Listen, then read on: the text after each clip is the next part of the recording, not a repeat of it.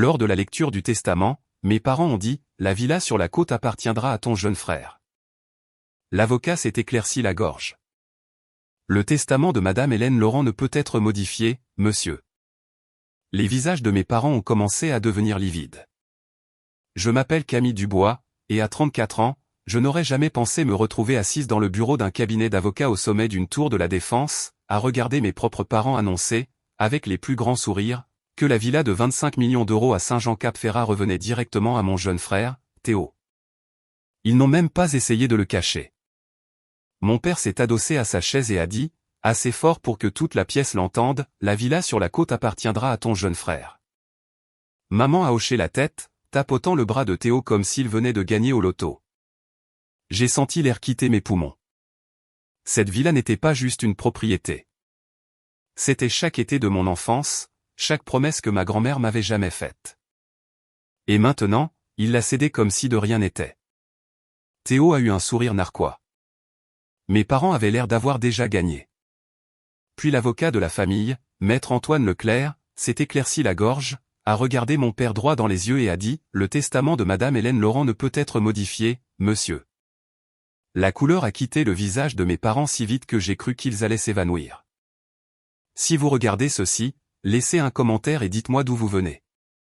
Appuyez sur le bouton « J'aime » et abonnez-vous dès maintenant, parce que vous devez entendre comment ma grand-mère les a tous déjoués, d'outre-tombe.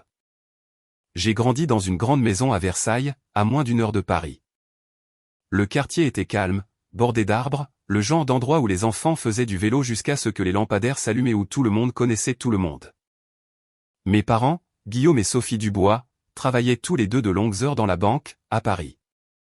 La plupart des jours après l'école, il n'y avait donc que moi et la nounou qu'ils avaient embauchée ce mois-là. La personne qui m'a vraiment élevé était ma grand-mère, Hélène Laurent. Elle vivait la majeure partie de l'année sur la Côte d'Azur. Mais chaque été, dès la fin de l'école, je prenais l'avion seul pour aller chez elle. Pas de parents, pas encore de petits frères, juste grand-mère et moi dans l'immense villa en bord de mer à Saint-Jean-Cap-Ferrat. Cette maison était magique, des baies vitrées du sol au plafond donnant directement sur la Méditerranée, l'air salin qui ne quittait jamais votre peau, le bruit des vagues s'écrasant toute la nuit. Nous nous réveillions tôt, préparions des crêpes aux myrtilles maison, puis passions des heures à marcher le long du rivage pour ramasser des galets polis. L'après-midi, elle m'apprenait à lire un bilan sur la terrasse pendant que le soleil dissipait la brume sur l'eau. Le soir, nous nous asseyions sur le balcon, son bras autour de moi, à regarder les lumières de la côte scintiller comme des diamants éparpillés. Plus d'une fois, elle m'a serré contre elle, a montré la maison et l'horizon, et a prononcé exactement les mêmes mots à chaque fois, « Cette maison sera toujours à toi, Camille. Je construis tout pour toi. » Je la croyais de tout mon être. Elle ne faisait pas que le dire, elle le montrait. Elle a ouvert un fonds pour mes études supérieures quand j'avais 8 ans, m'a inscrite sur l'acte d'une petite fiducie quand j'avais 12 ans, et m'a emmené à des réunions de conseil d'administration à Nice avant même que je ne sache conduire. Elle disait à quiconque voulait l'entendre que j'étais l'avenir de tout ce pour quoi elle avait travaillé. Grand-mère était partie de rien, veuve jeune, un tout petit hôtel de plage dans les années 70 qu'elle a rénové et transformé en 28 propriétés de luxe le long de la côte, de Marseille à Menton. Elle ne s'est jamais remariée, n'a jamais ralenti, et elle s'est assurée que je connaisse chaque étape du voyage. Ces étés n'étaient pas des vacances, c'était une formation. De retour à Versailles, le reste de l'année, maman et papa étaient fiers à leur manière, mais distants. Les fins de semaine étaient consacrées aux tournois de golf et au dîner avec les clients. Les anniversaires étaient sympathiques, mais les cartes manuscrites de grand-mère avec des obligations d'épargne de 1 000 € à l'intérieur semblaient toujours plus importantes. C'est elle qui prenait l'avion pour mes spectacles de fin d'année à l'école, elle qui s'asseyait avec moi quand je pleurais ma première rupture, elle qui me disait que j'étais capable de diriger le monde si je le voulais. Avec le recul, ces années à Saint-Jean-Cap-Ferrat furent le seul moment où je me suis vraiment senti à ma place. La villa n'était pas juste une maison. C'était la preuve que quelqu'un m'avait choisi, complètement. Sans question, sans compétition. Grand-mère Hélène m'avait promis l'avenir, et j'avais accroché chacun de mes rêves à cette promesse. Tout a commencé à se fissurer juste après mon départ pour l'université. J'avais 19 ans, j'étudiais le commerce à l'université Paris-Dauphine pour pouvoir rester près de la capitale, et l'empire de grand-mère Hélène a explosé presque du jour au lendemain. Un lopin de terre côtier oublié dont elle avait hérité des décennies plus tôt est soudainement devenu un territoire de développement de premier ordre.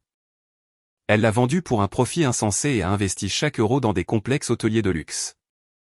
En 8 ans, elle possédait 28 propriétés, chacune affichant complet toute l'année.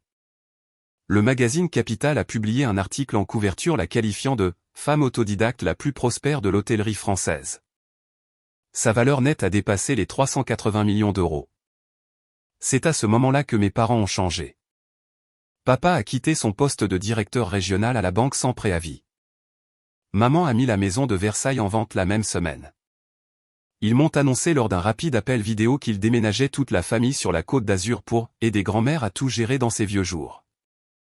Théo, mon jeune frère, qui n'avait que 11 ans à l'époque, était ravi de vivre près de la mer. Je me souviens avoir ressenti un malaise, mais je l'ai ignoré.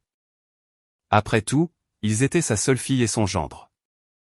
Il était logique qu'ils veuillent être plus proches. Le changement fut subtil au début. Les visites à la villa, qui n'étaient auparavant que pour grand-mère et moi, incluaient soudainement maman qui passait pour vérifier que tout allait bien.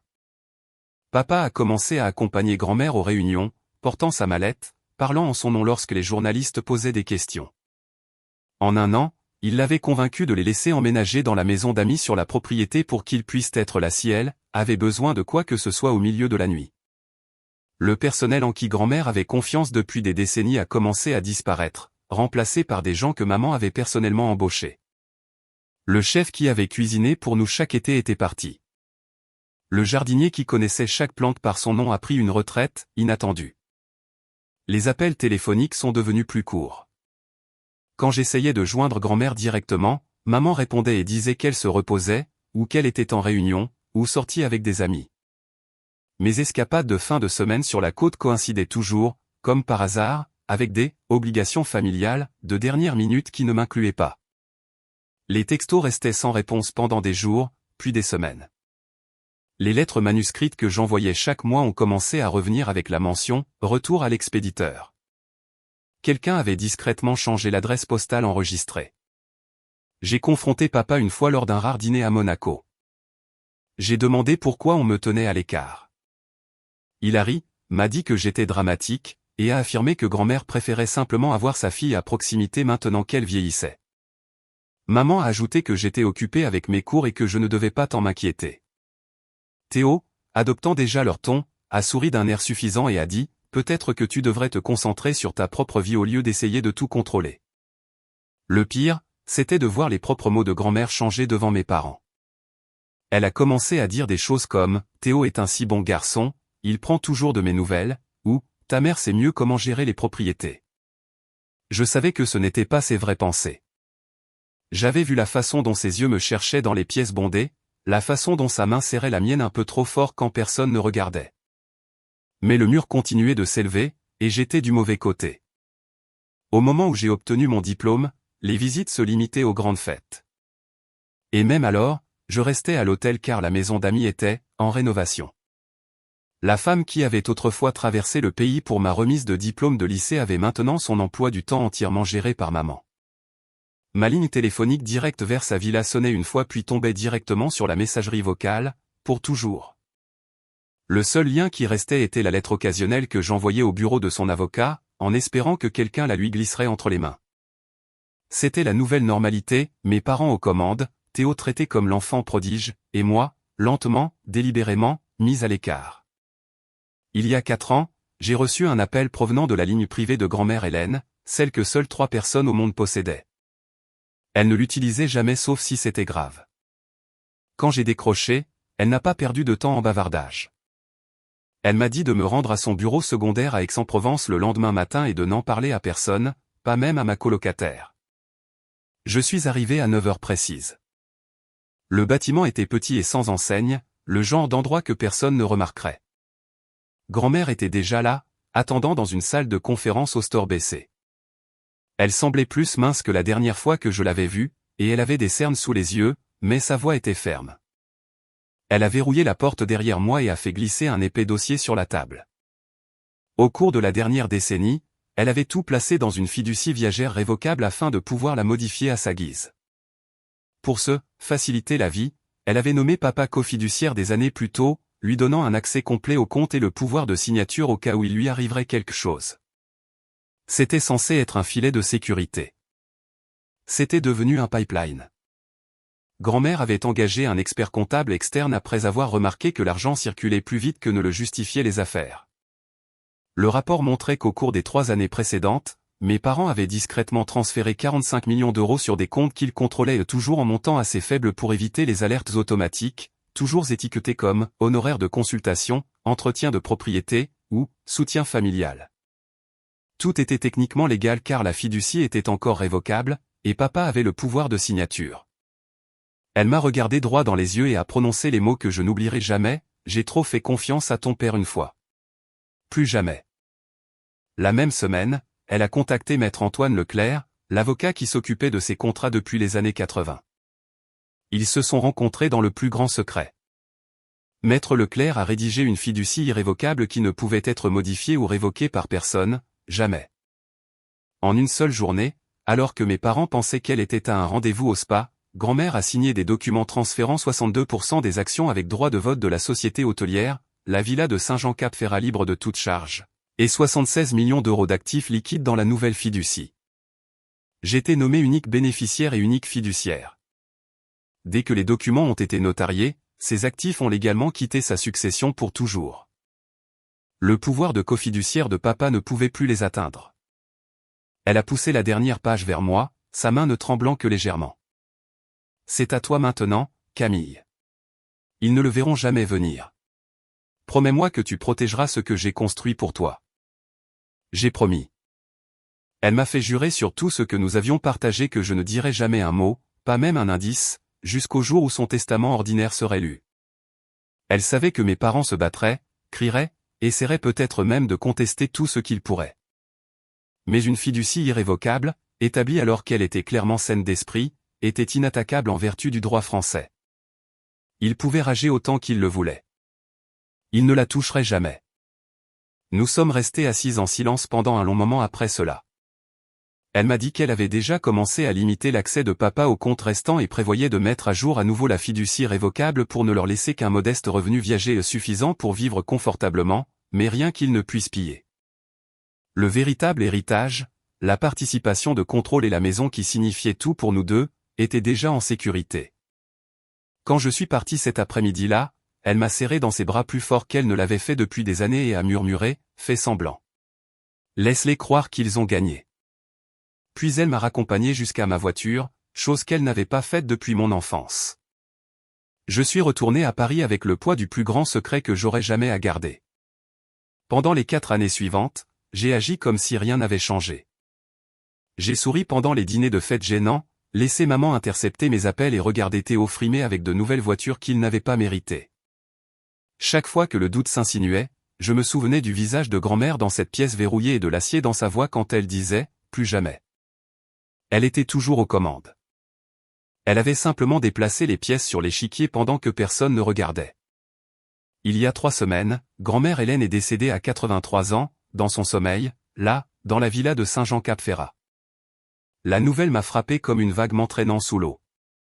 J'ai immédiatement pris l'avion pour la Côte d'Azur, mais les funérailles étaient déjà organisées par mes parents sans un seul appel pour me demander mon avis.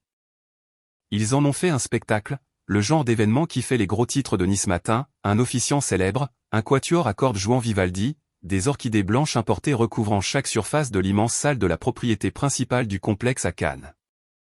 200 invités, y compris des partenaires commerciaux et des politiciens locaux, tous vêtus de noir de créateurs sous des lustres en cristal qui coûtaient plus cher que la plupart des maisons. La cérémonie ressemblait plus à une performance qu'à un adieu. Maman se tenait au pupitre dans un tailleur sur mesure, sa voix se brisant juste assez pour susciter des murmures de sympathie de la foule alors qu'elle parlait du dévouement indéfectible de grand-mère à la famille. Papa se tenait à ses côtés, hochant la tête solennellement, la main sur son épaule, comme s'ils étaient l'image même du deuil. Théo était assis au premier rang avec eux, la tête baissée, ayant tout l'air du petit-fils dévoué. Je suis arrivé en retard car mon vol de Paris a été retardé par des orages, et quand je me suis glissé à l'arrière, il m'avait gardé une place au 3e rang, derrière un groupe de cousins éloignés que je reconnaissais à peine. Aucun placier ne m'a guidé vers l'avant. Personne n'a bougé pour faire de la place. Pendant l'éloge funèbre, maman a jeté un regard dans ma direction, ses yeux s'attardant juste assez longtemps pour s'assurer que je remarque où j'étais assise. Puis elle s'est retournée vers le micro et a dit que grand-mère avait tant sacrifié pour ses enfants et petits-enfants, mettant toujours la famille en premier, même lorsque cela impliquait des choix difficiles. Les mots se sont tordus dans mon ventre. J'avais envie de me lever et de crier que la femme qu'il décrivait avait été la seule constante dans ma vie, pas un accessoire pour leur récit. Après, à la réception dans la grande salle de bal du complexe, mes parents parcouraient la salle telle des hôtes lors d'un gala. Papa serrait la main de dirigeants de chaînes hôtelières concurrentes, parlant de « poursuivre l'héritage de grand-mère », tout en sirotant un whisky dans un verre en cristal. Maman circulait avec des plateaux de hors-d'œuvre, attirant tante et oncle dans des coins pour chuchoter. J'ai saisi des bribes de conversation en essayant de présenter mes condoléances à de vieux amis de la famille. Camille a été si occupée avec sa propre carrière, a dit maman à tante Lydie, la sœur de mon père, assez fort pour que je l'entende de l'autre côté de la table.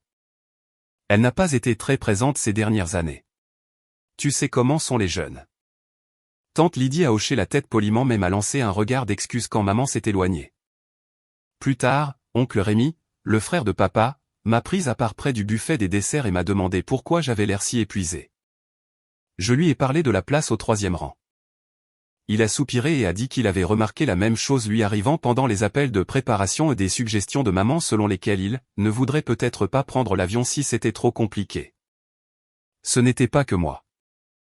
Les funérailles avaient été chorégraphiées pour mettre en évidence ce qu'il considérait comme le cercle intime. Théo a passé tout son temps sur son téléphone, prenant des égo-portraits avec les arrangements floraux et publiant des stories sur le thème « Honorer la mémoire de grand-mère ». Quand je me suis approché de lui pour lui dire à quel point j'étais désolé, il a à peine levé les yeux, a marmonné quelque chose sur le fait de devoir retourner à sa réunion, et s'est éloigné vers un groupe de ses copains d'université qui étaient venus sans y être invités. Le seul point positif fut un moment tranquille avec Lucie Bernard, l'assistante personnelle de grand-mère depuis 32 ans.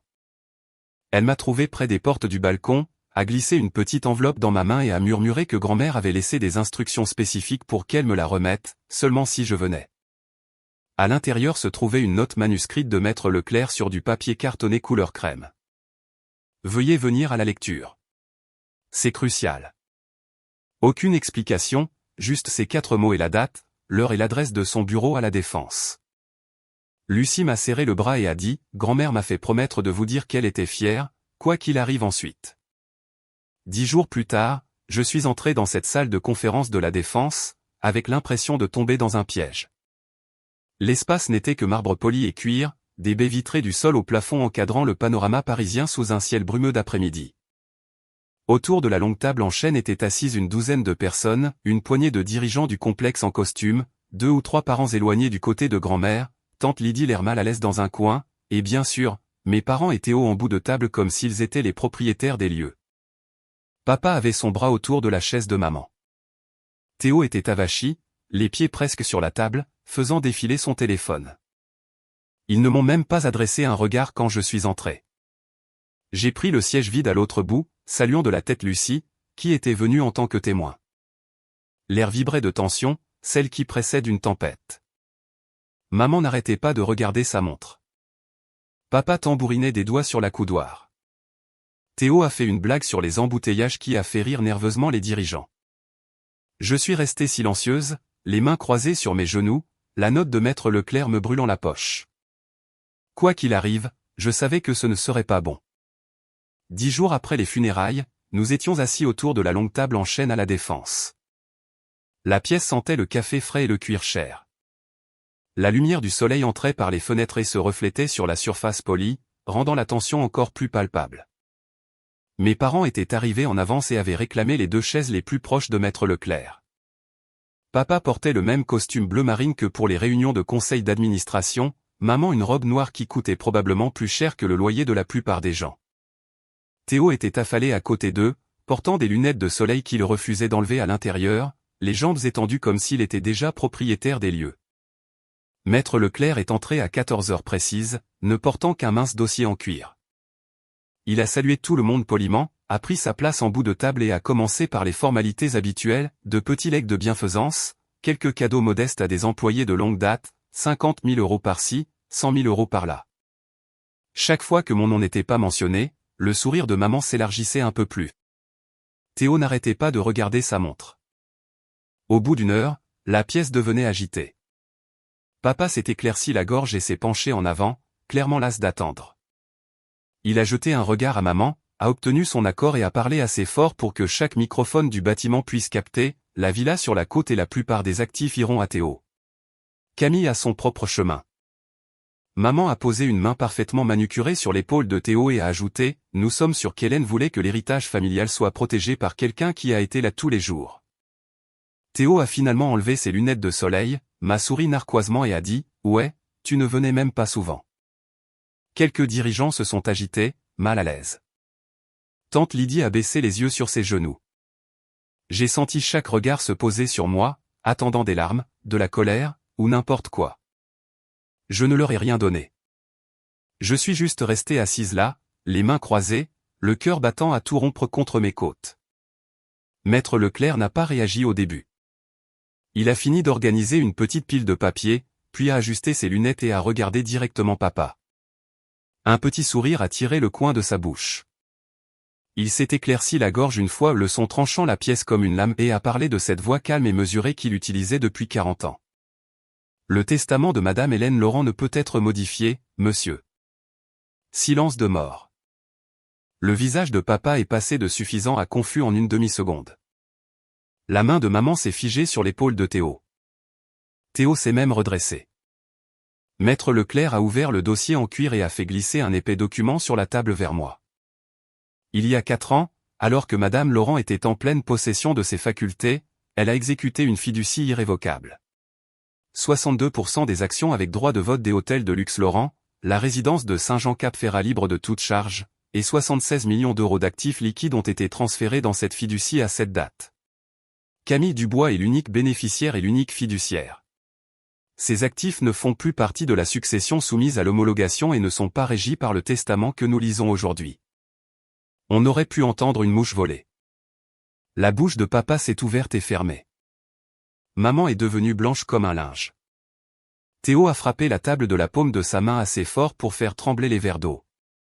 C'est n'importe quoi, a-t-il crié, se levant à moitié de sa chaise. Jamais grand-mère n'aurait fait ça. Maître Leclerc n'a pas bronché.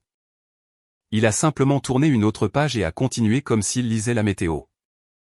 La fiducie est inattaquable en vertu du droit français. Elle ne peut être contestée, modifiée ou révoquée. Madame Laurent a également laissé des instructions selon lesquelles toute contestation de la fiducie ou du testament déclencherait un audit jury comptable complet de tous les comptes durant les 5 dernières années de sa vie. Maman a finalement retrouvé sa voix, bien qu'elle soit sortie tremblante. Ça ne peut pas être légal. Le poing de papa s'est abattu ensuite, faisant sursauter les dirigeants. Elle était malade. Elle ne savait pas ce qu'elle signait. Maître Leclerc l'a regardé par-dessus le bord de ses lunettes. Madame Laurent a subi une évaluation complète de ses capacités par 2 médecins indépendants la semaine précédant la signature. Les 2 rapports sont joints. Elle était plus vive que jamais. Nous sommes sa vraie famille. Théo a repoussé sa chaise d'un coup de pied et a commencé à faire les 100 pas. Camille ne venait presque jamais. Je n'avais toujours pas dit un mot. Je n'en avais pas besoin. Le document devant moi portait la signature de grand-mère, de son encre audacieuse et familière attestée, notariée, datée. À côté, il y avait une seule ligne manuscrite de son écriture qui m'a noué la gorge, pour ma Camille, la seule en qui j'ai jamais eu une confiance totale. Avec tout mon amour, papa s'est jeté sur la table, essayant d'attraper les papiers. Maître Leclerc les a calmement retirés. La sécurité est apparue à l'embrasure de la porte sans que personne ne les appelle. Tante Lydie a couvert sa bouche de ses 2 mains. Un des dirigeants plus âgés a même commencé à applaudir lentement avant de se reprendre et de s'arrêter. Maman pleurait maintenant, mais ce n'était pas des larmes de tristesse. C'étaient des larmes furieuses, laides. Elle m'a pointé du doigt avec un doigt tremblant. Tu savais? C'est toi qui as organisé ça? J'ai croisé son regard pour la première fois de la journée et j'ai parlé pour la première fois de toute la réunion. Non, maman. C'est grand-mère qui l'a fait. La pièce a explosé. Les téléphones ont commencé à vibrer. Théo est sorti en trombe, claquant la porte si fort que la vitre a tremblé. Papa a crié pour appeler son propre avocat sur haut-parleur, là, dans la salle de conférence. Maman s'est effondrée dans sa chaise, chuchotant, impossible, encore et encore. Maître Leclerc a attendu que le bruit se calme, puis a tranquillement fermé le dossier. La réunion est terminée. Mademoiselle Dubois, veuillez rester. Nous avons quelques signatures à régler. Alors que les autres sortaient en un silence stupéfait, j'ai enfin expiré le souffle que j'avais retenu pendant 4 longues années. 8 mois après ce jour, tout avait été bouleversé. L'audit jury comptable ordonné par le tribunal en vertu du Code civil français a commencé 2 semaines après la lecture et a duré près de 5 mois. Des comptables indépendants ont examiné chaque transaction que grand-mère avait effectuée depuis son 80e anniversaire. Le rapport final était brutal. Mes parents avaient déplacé 45 millions d'euros au total, toujours juste en dessous du seuil qui aurait nécessité la signature personnelle de grand-mère. Ils se sont versés des honoraires de gestion, ont acheté des biens d'investissement au nom de Théo et ont acheminé des liquidités vers des comptes à l'étranger étiquetés comme de futures fiducies familiales. Tout cela était techniquement autorisé tant que papa avait encore le pouvoir de cofiduciaire sur l'ancienne fiducie révocable. Mais dès que la fiducie irrévocable lui a retiré ce pouvoir, les transferts sont devenus un abus de faiblesse en vertu du droit français. Le procès civil les a frappés 6 semaines plus tard. Ils ont perdu par jugement sommaire. Le juge a ordonné une restitution complète plus des pénalités et les frais de justice. La maison de Versailles, celle où j'ai grandi, a été mise sur le marché la même semaine. Elle s'est vendue en 9 jours à un couple de cadres de San Francisco qui a payé comptant. Maman et papa ont emménagé dans un 2 pièces en location à Fréjus, le genre avec des tapis beiges et aucune vue sur la mer. La chute de Théo a été plus rapide et plus bruyante. Il avait lourdement parié sur des sites de paris sportifs pendant tout le temps où il pensait être sur le point d'hériter de centaines de millions. Quand l'argent n'est jamais arrivé, il n'a pas pu couvrir ses dettes. Les créanciers ont déposé des privilèges dans les 30 jours. Sa Porsche en location a été remorquée de l'allée de son appartement de Cannes alors qu'il dormait encore. 2 mois plus tard, la banque a saisi l'appartement lui-même. Il vit maintenant dans un studio à Draguignan, travaillant comme chauffeur pour des applications de VTC pour effectuer des paiements minimaux. J'ai utilisé mon nouveau vote d'actionnaire majoritaire le jour où les actifs de la fiducie ont été officiellement transférés. Une réunion spéciale du conseil d'administration a été convoquée à 8 heures du matin. À 8h15, chaque administrateur que mes parents avaient installé au cours des 6 dernières années était parti. Je n'ai pas haussé la voix. J'ai simplement lu les résultats du vote et les ai remerciés pour leur service. La sécurité les a escortés dehors avant le déjeuner. Lucie et une poignée de membres de l'équipe originale de grand-mère ont pris les postes vacants l'après-midi même. L'entreprise n'a pas manqué une seule réservation. Les retombées personnelles ont été plus discrètes, mais définitives. J'ai changé de numéro de téléphone la semaine où le rapport d'audit est sorti. Nouvelle adresse de courriel, nouveau compte sur les réseaux sociaux, tout en privé. J'ai bloqué maman, papa et Théo partout le jour où le juge a signé l'ordonnance de restitution.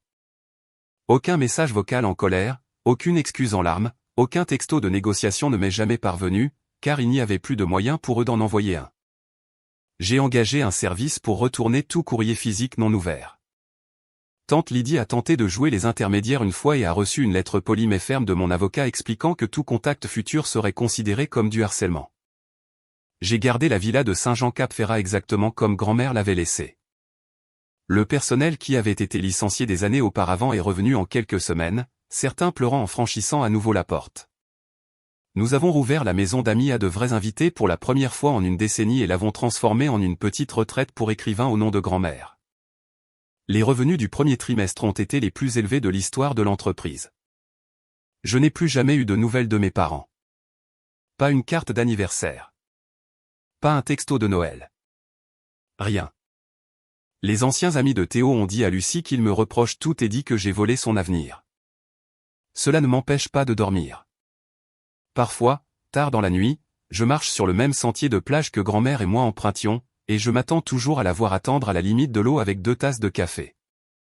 Elle n'est pas là, mais la maison est à moi, l'entreprise est en sécurité, et les personnes qui ont essayé de m'effacer des deux ont disparu de ma vie pour toujours. C'est le prix qu'ils ont payé. 1 an, jour pour jour, après la lecture du testament, je me tenais sur le balcon de la villa de Saint-Jean-Cap-Ferrat, le vent marin fouettant mes cheveux. Le soleil tombait juste dans la Méditerranée, peignant le ciel de ce même rose orangé que grand-mère appelait toujours sa couleur préférée. J'étais venu seul, n'emportant qu'une petite clé en laiton que Lucie m'avait remise la semaine précédente avec un sourire discret. Elle m'avait dit que grand-mère avait laissé des instructions selon lesquelles la clé aurait un sens le moment venu. La clé ouvrait un coffre-fort mural caché derrière un tableau dans la chambre principale. À l'intérieur se trouvait une seule enveloppe couleur crème avec mon nom écrit de la main inimitable de grand-mère. Je l'ai ramenée sur le balcon, me suis assise dans le même fauteuil en osier que nous partagions, et je l'ai ouverte. Ma très chère Camille, si tu lis ceci, alors tout s'est déroulé exactement comme je l'avais prévu. J'ai su, au moment où j'ai découvert ce que tes parents faisaient, que je devais te protéger de la seule manière dont je le pouvais encore. La fiducie irrévocable était mon dernier coup sur l'échiquier. J'ai joué la faiblesse quand j'étais la plus forte, et j'ai gagné. Je n'ai jamais douté de ton cœur une seule seconde. Tu étais la seule à m'aimer pour moi-même, pas pour ce que je pouvais donner. C'est pourquoi tout ce qui compte vraiment est maintenant à toi. Vis bien, construis quelque chose de beau. Et souviens-toi, le véritable amour n'a pas besoin de crier. Parfois, il déplace simplement les pièces en silence jusqu'à la fin de la partie. Avec tout mon amour, pour toujours, grand-mère Hélène, j'ai plié la lettre, l'ai pressée contre ma poitrine, et j'ai laissé les larmes couler. Pas les larmes de colère de la lecture, ni les larmes de deuil des funérailles, juste des larmes calmes et reconnaissantes. 3 mois après ce jour, le conseil d'administration a voté à l'unanimité pour renommer l'entreprise Hôtel de Luxe Laurent. La nouvelle signalisation a été installée sur chaque propriété en quelques semaines. Les revenus sont plus élevés que jamais. Le niveau de satisfaction des employés est au plus haut. Et la fondation que j'ai créée au nom de grand-mère a déjà financé des bourses d'études supérieures complètes pour 50 jeunes qui ont grandi dans des situations comme celle à laquelle j'ai échappé. Je n'ai pas entendu un seul mot de papa, maman ou Théo depuis 12 mois complets. Pas de lettres, pas de courriel, pas de visite surprise. Leurs noms n'apparaissent pas sur mon téléphone, dans ma boîte de réception ou sur le pas de ma porte. Ils ont simplement cessé d'exister dans mon monde, et je dors mieux que jamais. La cupidité peut déchirer une famille plus vite que toute autre chose. Mais le véritable amour, celui, discret et féroce, que grand-mère m'a montré, trouve toujours un moyen de gagner à la fin, même d'outre-tombe. Merci d'être resté avec moi jusqu'au tout dernier mot. Si cette histoire vous a touché comme elle me touche encore certaines nuits, laissez un commentaire et dites-moi ce que vous auriez fait à ma place.